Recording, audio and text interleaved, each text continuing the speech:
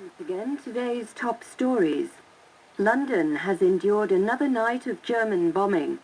Most damage was concentrated in the East End. The RAF has struck enemy aerodromes in Le Havre and the Low Countries. In Russia, further German losses are reported around Leningrad.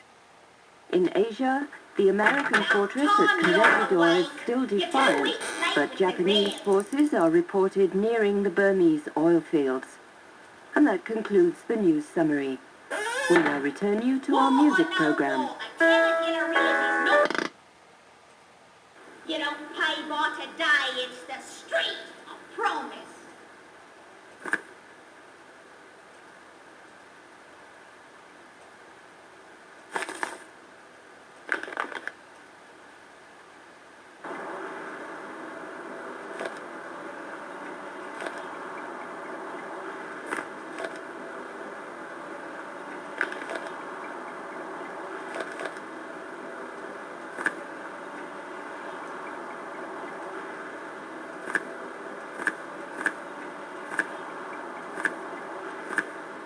See here, this isn't about your dedication.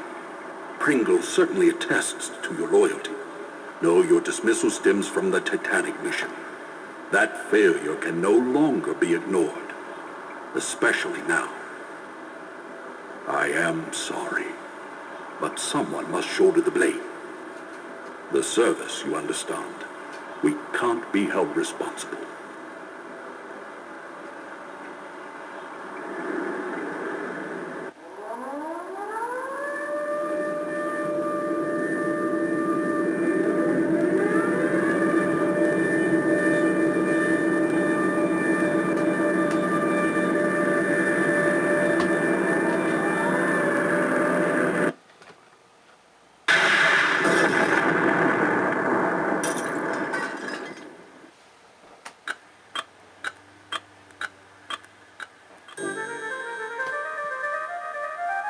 The past, forever locked in regret.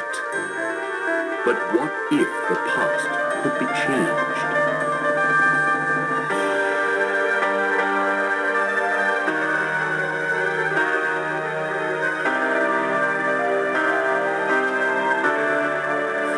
Years have come and gone since the night that saw the end of the world, my world. The service needed someone on the Titanic. They chose me. I was to wait for a signal from my contact, so I remained in my cabin. I left only once Georgia was on board. And that's when it came. There'd be no second chance. It was Sunday, April 14th. Too late, you see, for the Titanic. For me. What if I'd met with my contact, prevented disaster? What if the past could be changed? What then?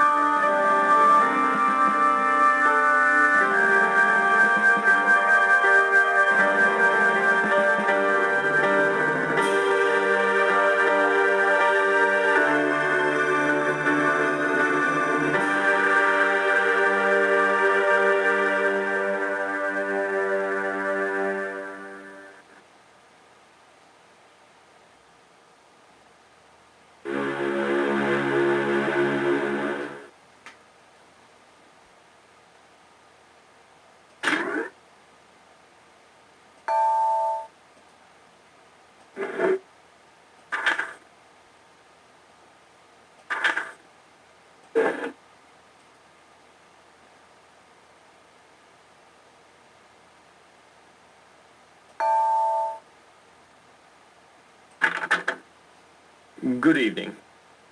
I am Smeddles, your steward, and, if I may say so, it is good to see you up and about. You've been in your cabin the whole voyage. A touch of the mal de mer, was it? Seasickness can be quite unpleasant, especially if it's one's first crossing. Since you haven't been out of your cabin, may I instruct you on how to get assistance while on board the Titanic? Very well. Your correspondence. 2,200 on board, and they all want messages delivered promptly. Even if it is 1912, and the Titanic, the most advanced means of sea conveyance ever devised, I still have only 2 hands. Here, a map of the ship for you. Compliments of the White Star Line. I have taken the liberty of indicating your cabin, C-73. Of course, on a Sunday evening at this hour, there won't be many people out.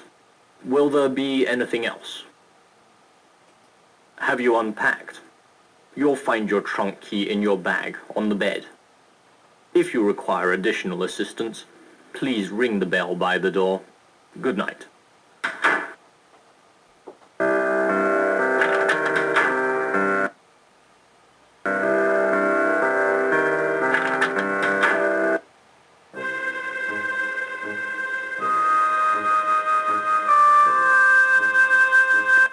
A fine night to be indoors, cold as the dickens outside. Cold but clear.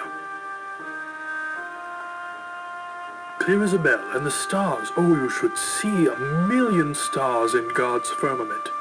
A congregation of light. The name's Trout, the Reverend Edgar Trout. I'm returning from a mission in Africa, to Sunapee, New Hampshire, where I live.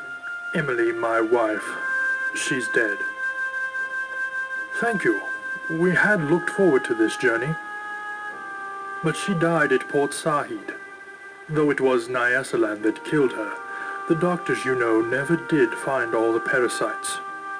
We've just ended a hymn sing in the second-class lounge. It's the Titanic's first Sunday afloat. For all those in peril on the sea.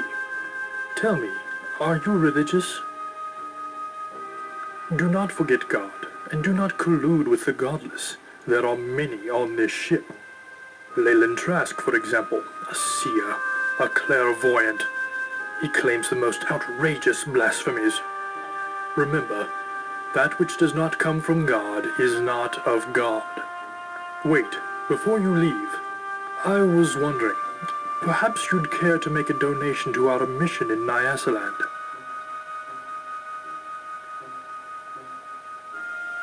I am very happy. I shall call upon you tomorrow to discuss it. Good evening.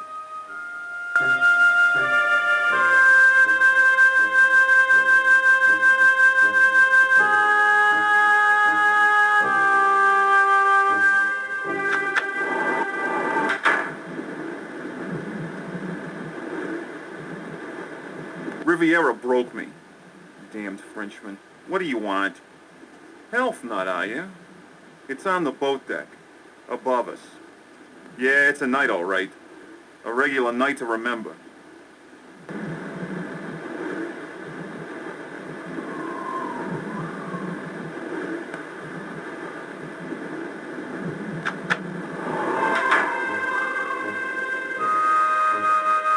Glory be. It's about time. You're late. Another 5 minutes and I'd have cancelled your mission.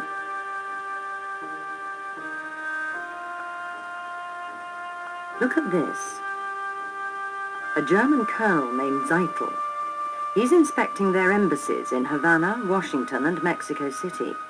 We know better. 10 days ago, the Bureau got word that Zeitel has in his possession a priceless copy of the Rubaiyat of Omar Khayyam, stolen 2 months ago in Paris after its purchase by a very highly placed member of His Majesty's government. The Rubaiyat's a book, a collection of medieval Persian poetry, a passion of his lordship's. Poetry. Persians. The German High Command must think it's important enough to have their top man smuggle the lot on board. Of course. Didn't they tell you anything? His lordship's watching this very closely. Very closely indeed. I wouldn't fumble this chance either, unless you fancy spending the rest of your career in some grotty Midlands back office shuffling paper about. No, he's with a protégé, name of Heidelitz, I believe. The two spend a great deal of time in the Café Parisien, nibbling pastries. Get into the wireless room. I don't know or care how. Officer Morrow wouldn't let me in. See if Zeitels received or sent any telegrams about the Rubaiyat. You've got a cryptograph in your trunk. It'll unscramble the German codes for you. You use the brains God gave you. Watch people. Listen. When you find the Rubaiyat, knock on my door. Cabin F, 34. Use the second-class stairs. You should be set. Remember, this is your big chance. Don't fail.